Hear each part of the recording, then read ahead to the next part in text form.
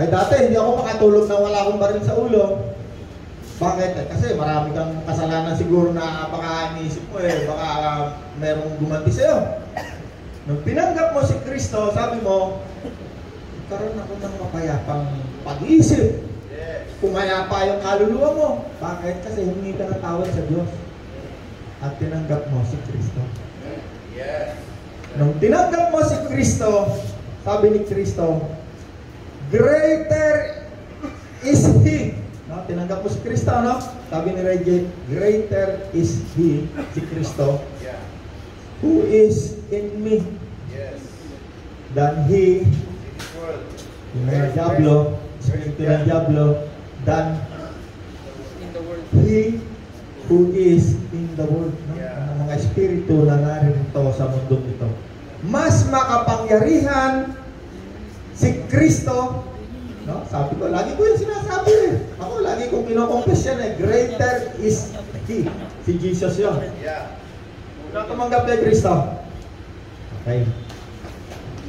Anong verse yun? Greater is He that. First John 4:4, basahin ko. Pakibasa ko yan. Mga anak, kayo may anak ng Diyos at napagtagumpayan na ninyo ang mga huwad na propeta, sapagkat ang Espiritong nasa inyo ay mas makapangyarihan kaysa sa Espiritong nasa makasanlibutan. Alright. Okay. Ano sabi, mga anak? No, number 1, yung tumanggap kay Kristo. Kayo ngay sa Diyos. Kayo ngay sa Diyos. At napagtagumpayan na At ninyo napagtagumpayan mo na ang mga huwad na propeta. ang mga huwad na turo. Yeah, that's right.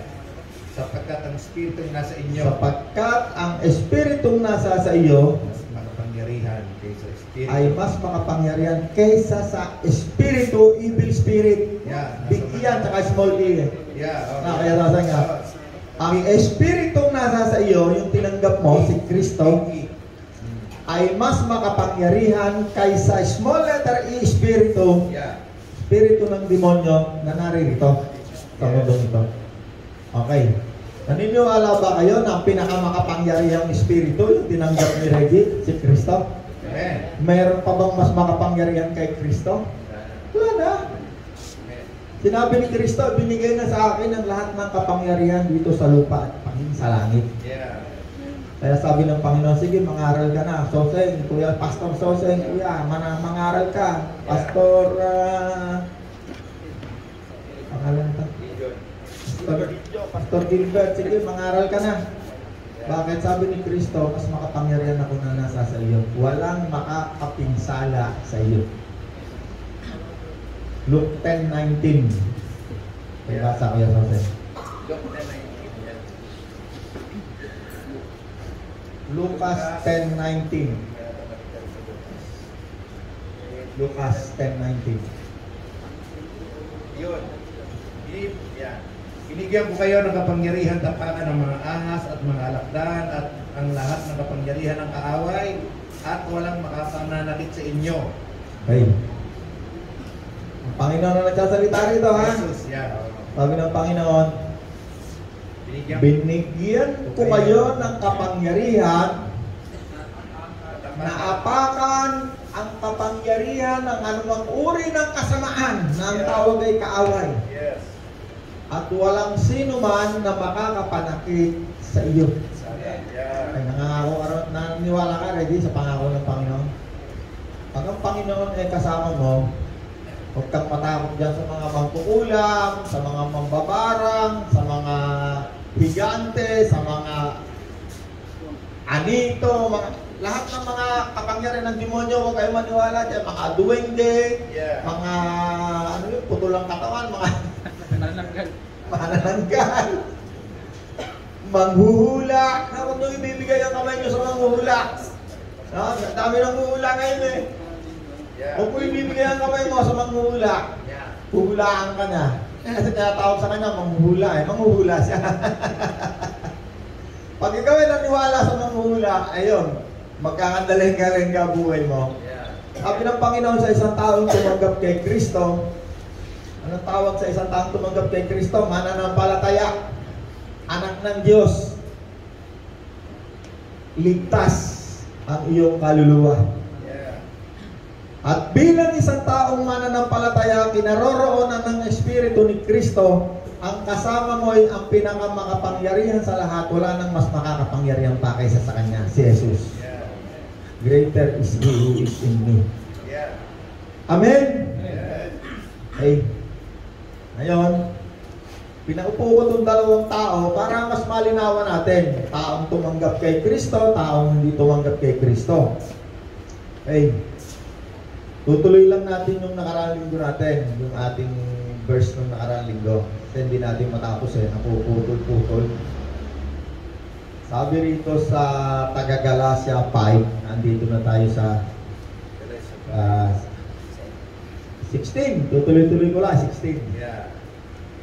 Sinasabi ko sa inyo, mamuhay kayo ayon sa Espiritu. Okay, binabanggit yan yung nandyan na ang Panginoon, kasama na ni Reggie.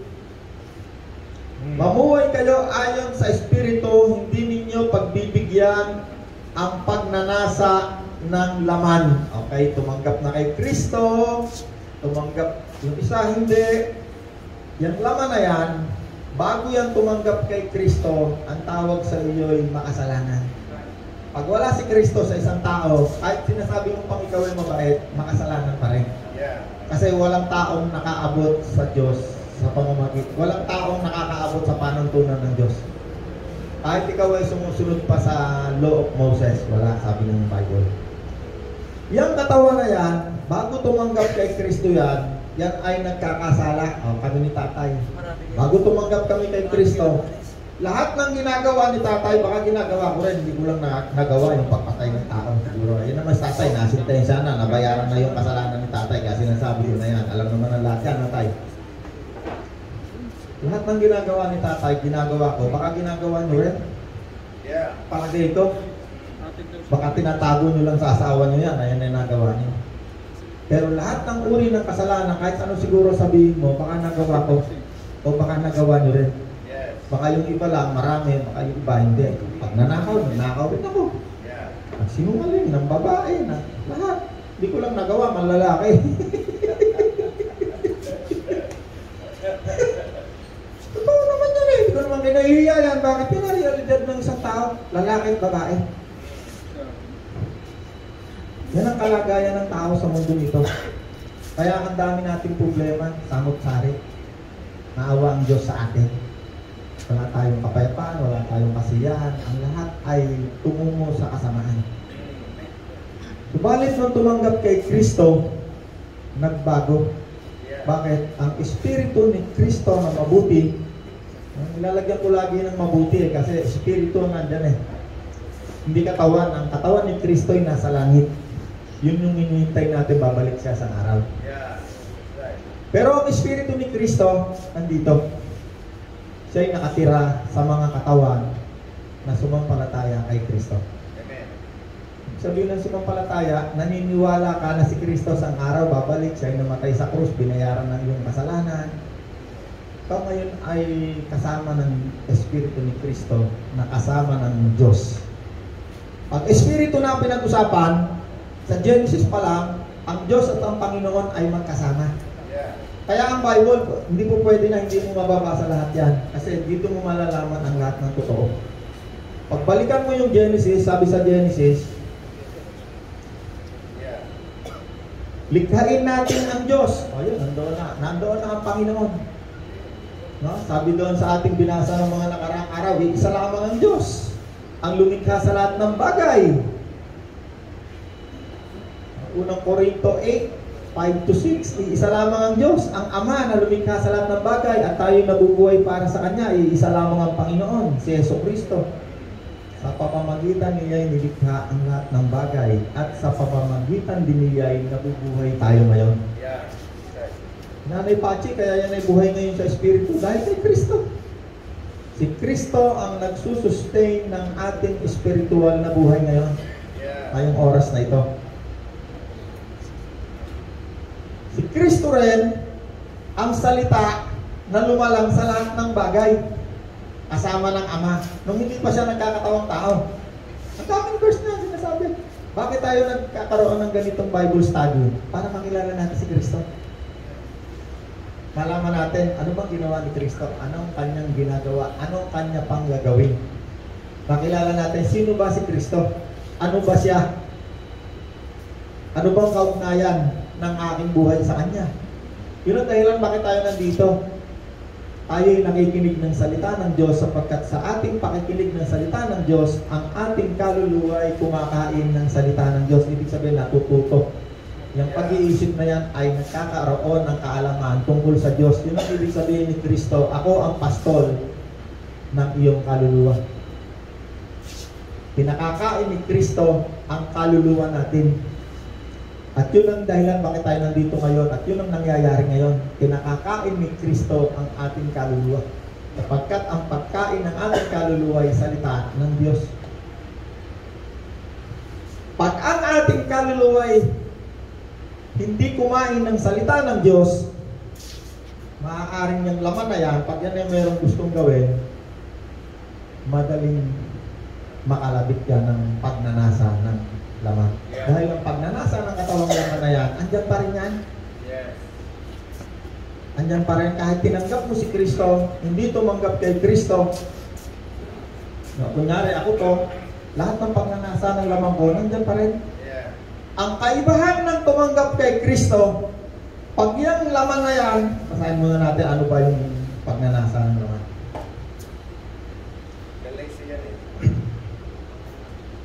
Yung verse natin, yung verse. Tuloy natin yung verse natin kanina. Saan ba? Ay, tata.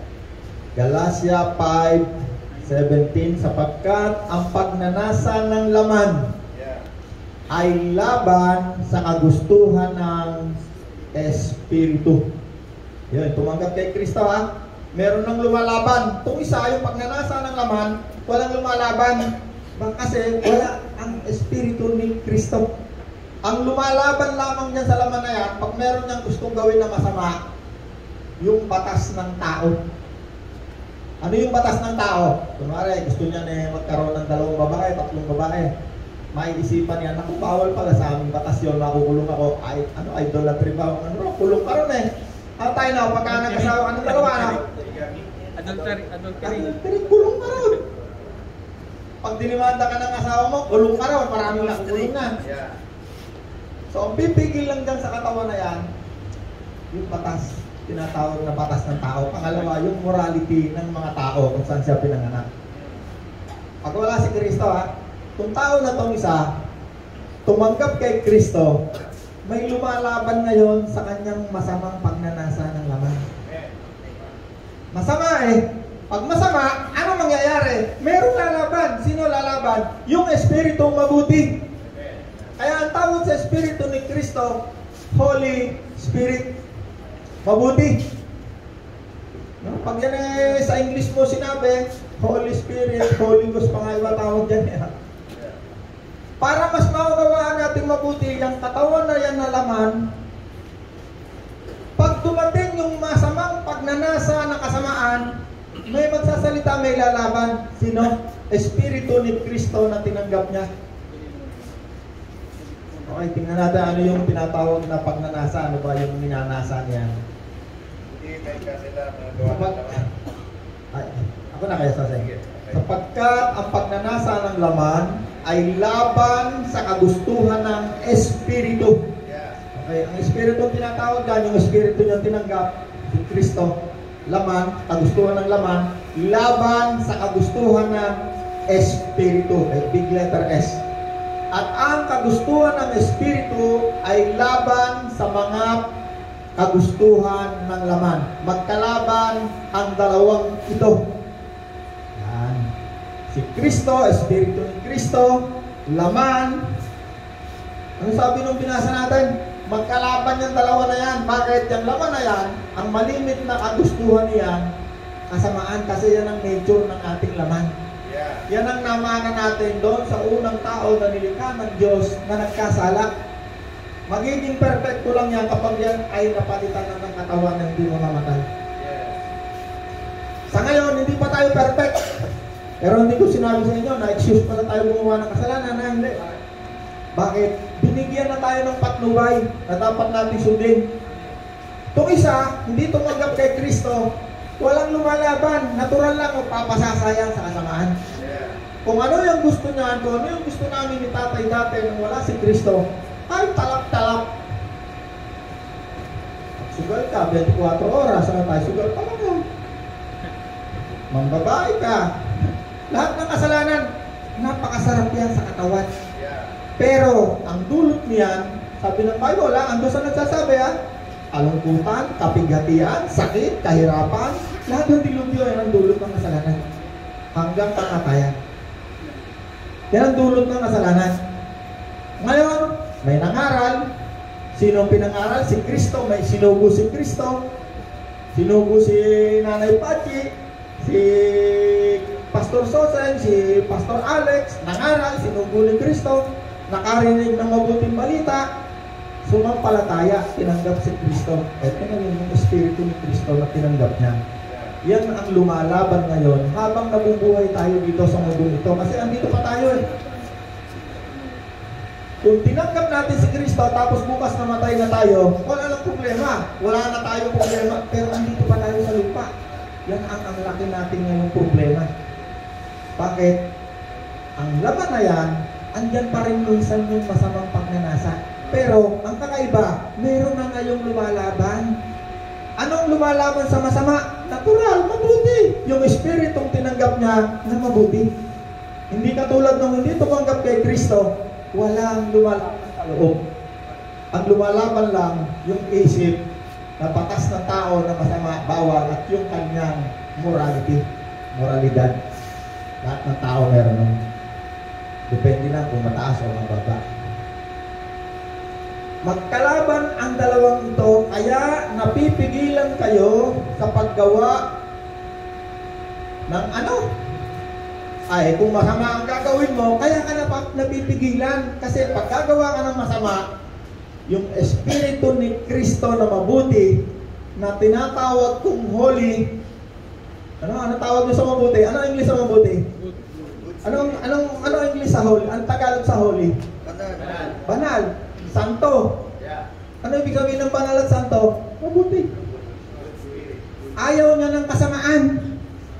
Yung Holy Spirit na yan, yung mabuting Espiritu na yan na tinanggap ni Reggie, dahil nakarinig ng mabuting balita, naging mananampalataya, yung mabuting Espiritu, ang tawag ko dyan ay banal na Espiritu, tinanggap niya, yan ang lalaban. Kapag yung laman na yan, merong gustong masama. Saan siya? Nandun sa loob. Galing siya sa loob, lumalaban siya. Hindi katulad nung hindi tumanggap kay Kristo, ang lumalaban galing sa labas. Mga tuntunin ng batas, mga alituntunin ng moralidad ng tao, etc.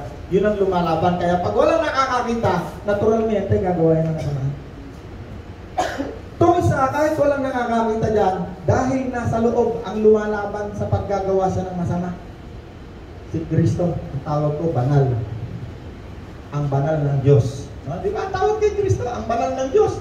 The Holy One of God. Yan ang pipigil sa atin mga katawan para tayo gumawa ng kasamaan. Ay! Sana ako. 19, 17. Magkalaban ang dalawang ito, kaya napipigilan kayo sa paggawa ng nais ninyong gawain. Okay? Kung masama, pipigilan ka. Pipigilan ka ng Espiritu ni Kristo. Kung pinapatnubayan kayo ng Espiritu ni Kristo, banal na Espiritu, wala na kayo sa ilalim ng kautusan. Okay? Tatalon ako sa 19. 19 na, 19. Tingnan natin ano ba yung pinag-uusapan natin na masama na nasa ng laman. Hindi maikakaila ang gawa ng laman. 19. Ano yun? Number 1, pakikiapi. O yan yung binabanggit natin na gusto yan ng katawan ng napakaraming tao. Kasi ang bawat katawan, merong sexual desire yan. No? Ano ba yung sabihin ng pakikiapi? No? Ano yung pati ang ibig sabihin ng pakikiapi? Number 1 eh. Gawa ng laman. Ano ibig sabihin? Ha? Pakikiapid, ibig sabihin pakikipagtalik sa isang taong hindi mo asawa. Kaya tayo binigyan lang ng Diyos ng isang asawa eh. Sino naniniwala binigyan tayo ng Diyos isa lang na asawa?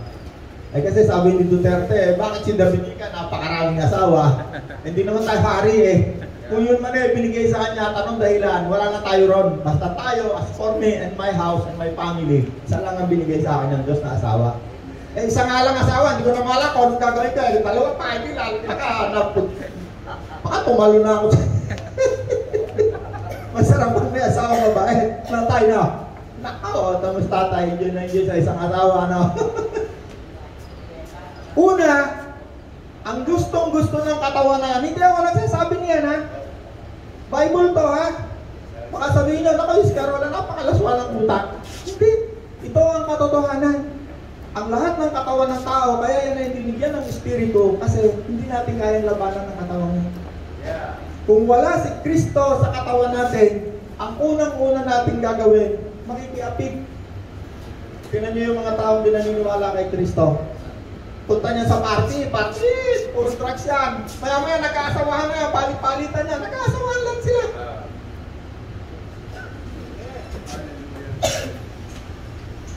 Hindi ako may sabi nito, ha? Realidad to. Hindi maikakaila ang gawa ng laman. Number 1, pakikiapig. Number 2, kahalayan. Number 3, kalaswaan. Kahalayan, kalaswaan, alam na natin lahat yun. Kalaswaan, yung mga kilos na kalalaswa, yung mga, alam nyo na kung ano yung kalaswa. No? Hindi na natin kailangan dalhin dito si Senador Santiago. Malaswa! Diba, malaswa? Alam nyo yung malaswa? Hindi marapat na pamumuhay. Malalaswang kilos, malalaswang bagay. No? Yung mga... Yan ang mga bagay na ginagawa ng ating laman nung wala si Kristo. At hanggang ngayon, yan ay minsan-minsan meron pa rin pagnanasa dumarating. At mapipigil mo lang yan dahil sa Espiritu ni Kristo na nandiyan nakatira. Ikaw ngayon ang katawan ni Kristo. Niwala ka tayo si Kristo, nasa yung katawan. Wala rito ang katawan ni Kristo. Sino nandito? Tayo ang katawan ni Kristo. Kung tinanggap mo si Kristo, taas yung kamay na tumanggap kay Kristo. Yung totoong naniniwala na kasama mo si Kristo. Kung ikaw ay naniniwala na totoong kasama mo si Kristo, kahiya-hiya yung katawan na yan, makipag-asawahan yan sa isang prostitute o hindi mo asawa. Kung naniniwala ka na si Kristo ay kasama mo, makahiya naman. Manood ka nga lang, makakita ka nga lang ng kalaswa-laswang bagay sa cellphone mo, maramdaman mo na nagkasalita yung nandito sa loob mo eh, yung Espiritu mabuti, si Kristo. Bakit? Lahat ng masama laban niya sa nasa ng laman na yan. Lahat ng kasamaan. Kaya ang tawag sa kanya ay banal, holy na Espiritu. Na kasama ng iyong Espiritu makasama. Kaluluwa, pagli. Andiyan lahat yan. Ito lang nakikita natin. Yung tatlo na yan, nillustrate lang natin. Kasi ang Bible, pag yan ay binasa mo, hindi mo alam minsan nakausap ang Espiritu mo. Ang Panginoon minsan nagsasalita, hindi mo alam ang kinakausap mga Espiritu. Kaya hindi mo unawakan ng laman. Hindi siya malimit maunawa, hindi siya madaling unawain ng laman ng tao. Kailangan alam mo sino ka. No? Yan ang dahilan bakit tayo ay nagtuturo ng salita ng Diyos. Tinuturuan tayo ni Kristo, makilala natin si Kristo, makilala rin natin ang sarili natin para maunawaan natin. Kasi kung hindi mo naunawaan ang sitwasyon mo ngayon, baka ikaw ay malito. Ako siguro magaling pa, magpakamatay na lang ako kasi ano nangyayari sa akin? Ang laman na yan, merong masamang pagnanasa na nakuha natin doon sa unang tao na nilikha ng Diyos. Walang tao na galing sa unggoy.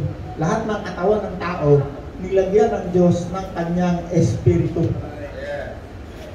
Meron nga lang dalawang pangyayari. Kung wala si Kristo, kung tao na to, wala si Kristo, wala yung ugnayan sa Diyos. Pero may Espiritu pa rin, may kaluluwa, may Espiritu. Nandiyan pa rin. Pagkakaiba nga lamang, itong isang taong tumanggap kay Kristo, nandiyan si Kristo sa loob niya, mayroon na ngayon siyang ugnayan sa Diyos.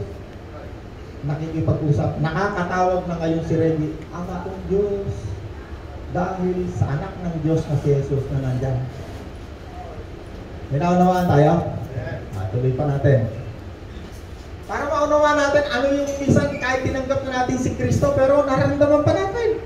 Naramdaman natin yung mga kasamaan, parang gustong-gusto natin gawin. At kung minsan talagang ginagawa natin, kahit tinanggap mo na si Kristo. Bakit? Itong Espiritu ni Kristo na nandyan, hindi yan namumoses ng katawan. Gagabayan ka lang yan. Kaya ang tawag sa kanya, gabay. Meron pa sa kanya sa tawag, guro. Tuturuan ka lang. Hindi mamumoses ang Espiritu Santo. Naku, wala kang ibang pwede gawin. Wala ka nang maririnig. Ako lang. Pag ang Espiritu dumating, ang unang bibigyan niya sa iyo, kalayaan. Kaya doon sa Garden of Eden, nandun ang demonyo. Hindi siya tinulong ng Diyos sa isang kulungan na walang makakapasok. Pag nasa sa iyo si Kristo, ang unang puprotektahan sa iyo ni Kristo, kaluluwa, pag-iisip. Yan. Kaya siya, sabi niya, akong papastol sa iyong kaluluwa. Papastol yan, pakakainin ng kaluluwa mo ng salita ng Diyos na totoo.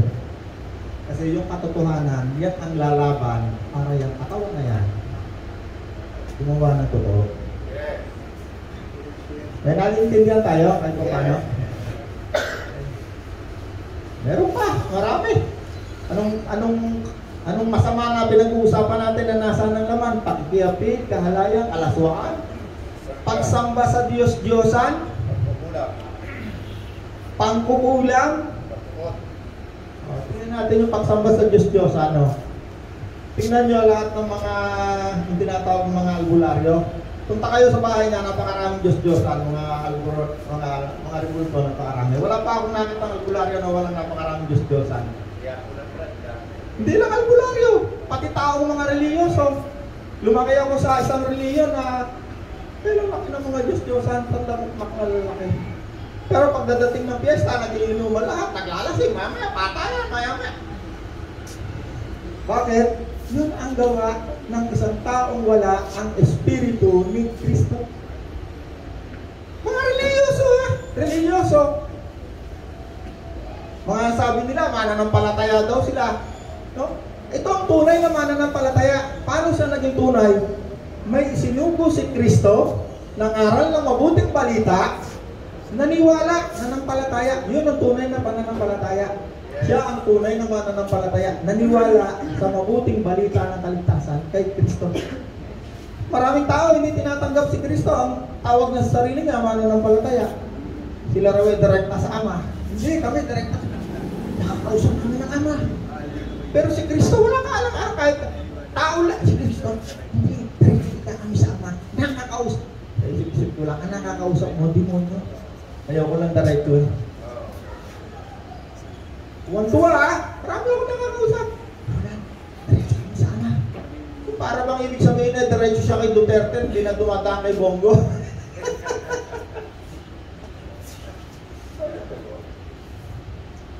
Pagsamba sa Diyos-Diyosan, pangkukulam.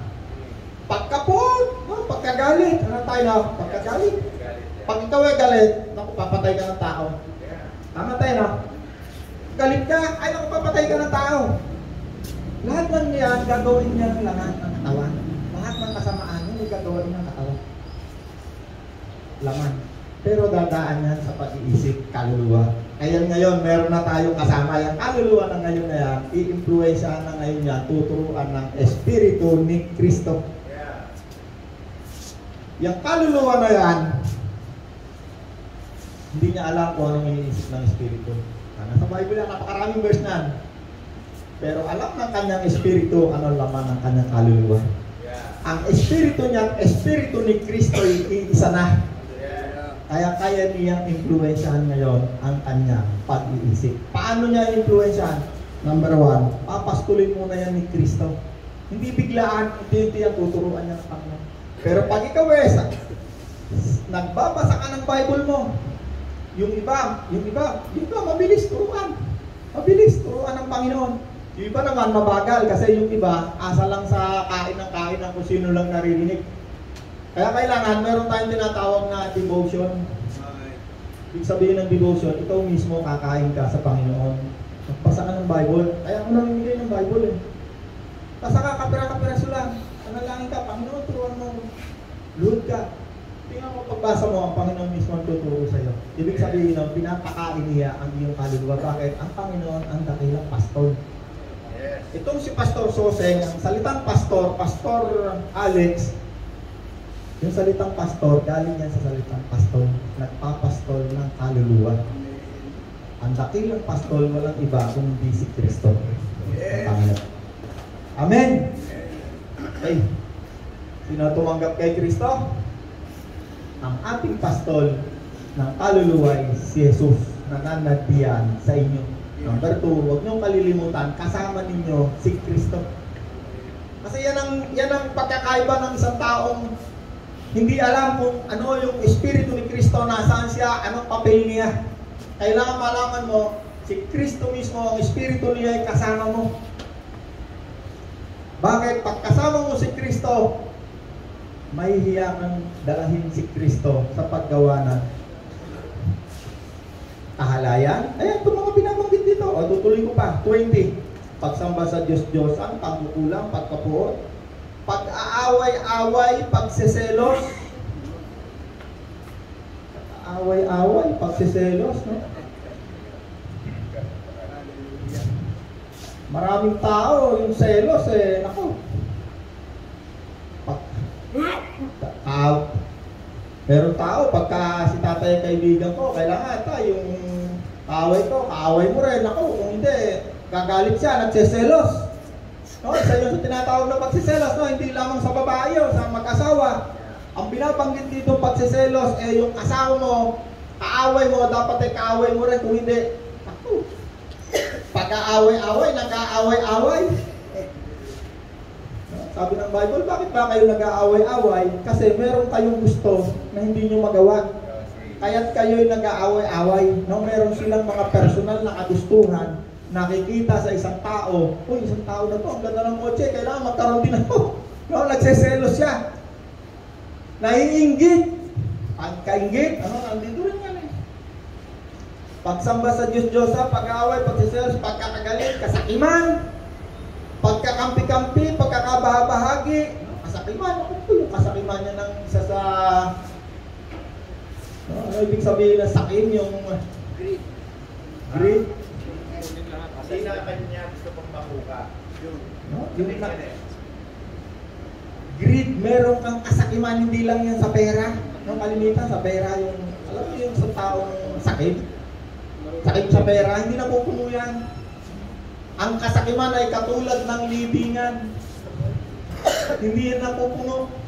Lagi yung may gusto, lagi hindi mapupuno yan. Gusto ko na 1 milyon, gusto ko 10 milyon. Lagi niyang kinukumpitensya yung iba.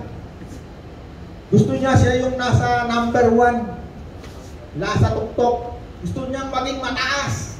No, yan ang papel ni Satan kasi kaya siya nalaglag. Gusto mo maging number 1. No, ang Panginoon lang ang number 1. Wala nang iba.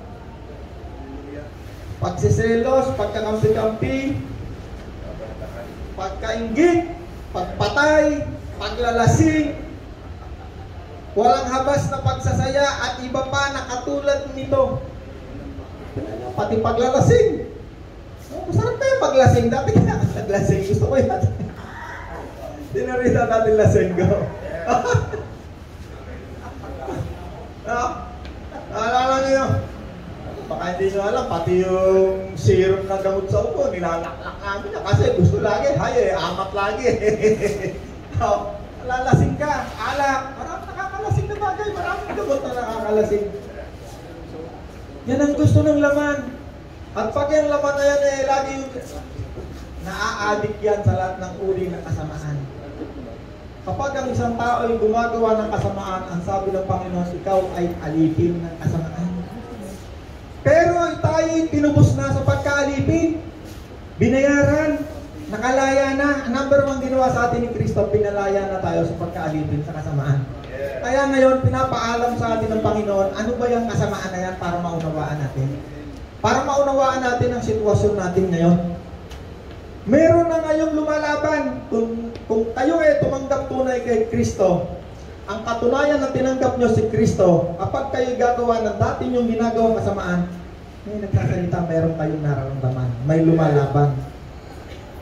Yung lumalaban na yan ang siyang tutulong sa iyo para mapigilan mong gumawa ng kasamaan.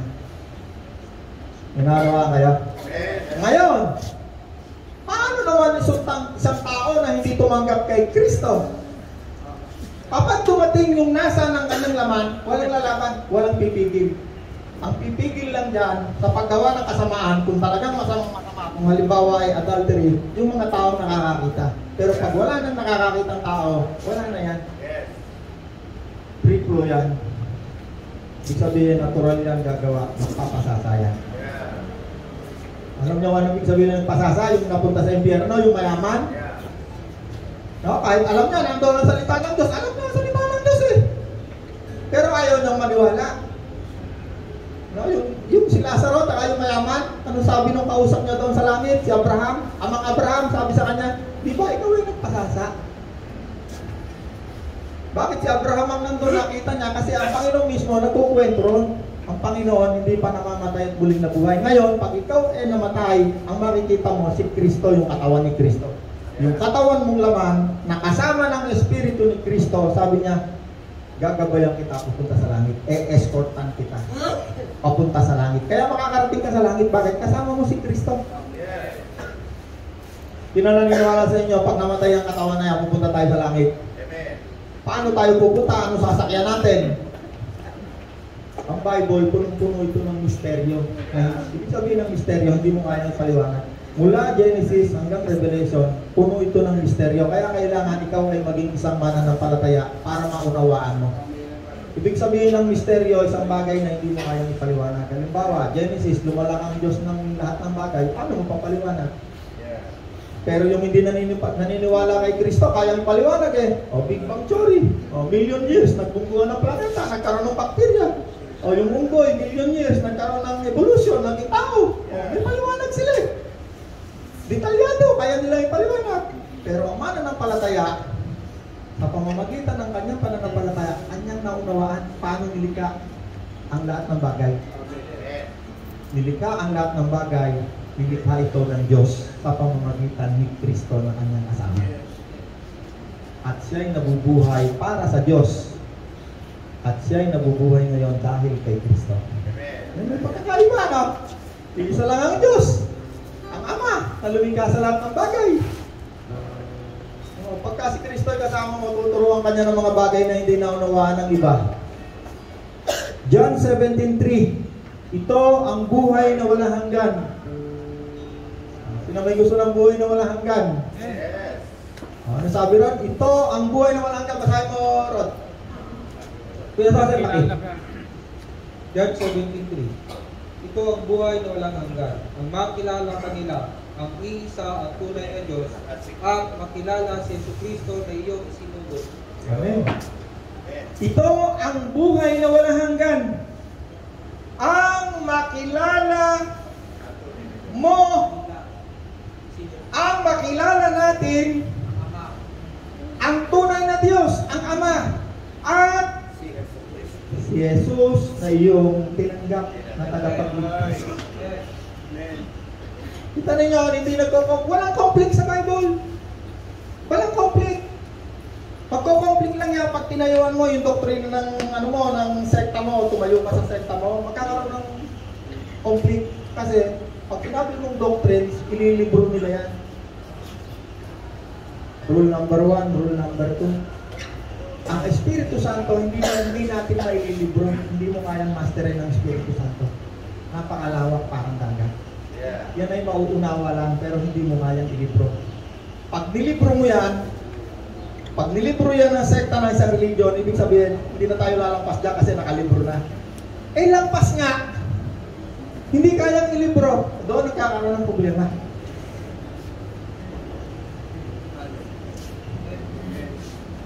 Inaunawaan tayo? Yes. 1 John 5:20. Basaran.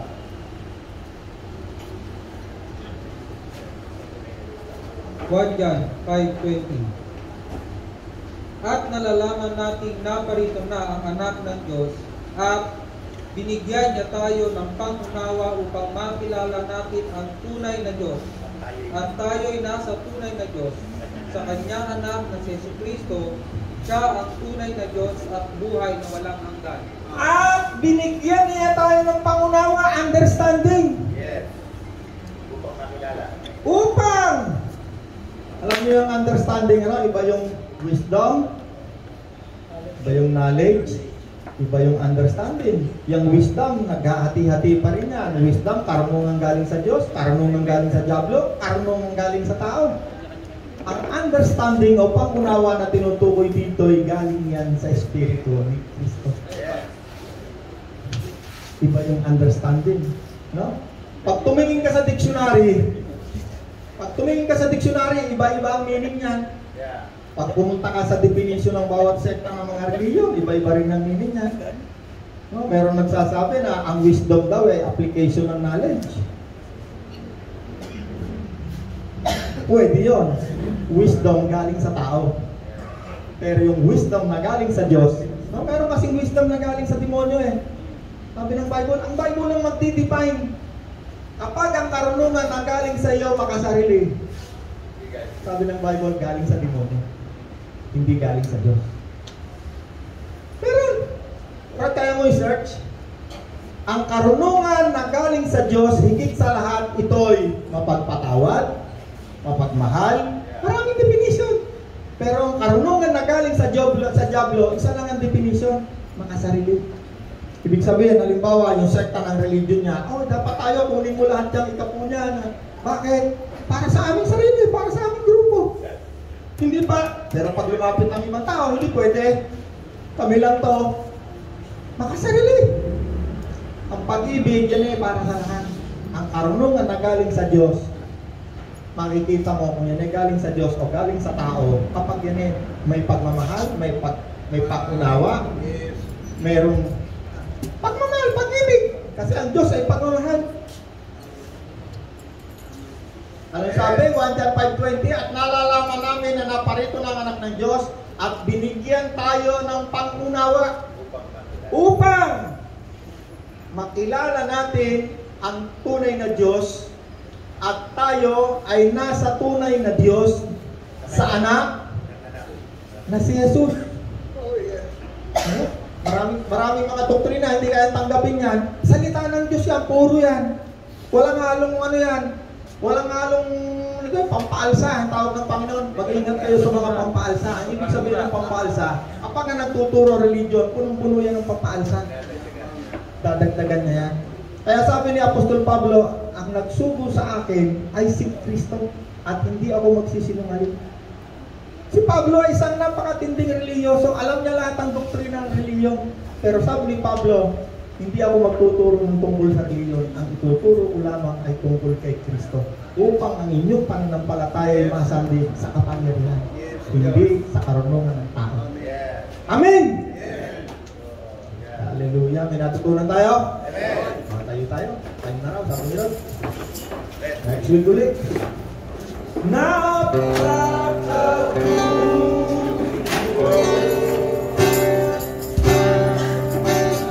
Ama, ang iyong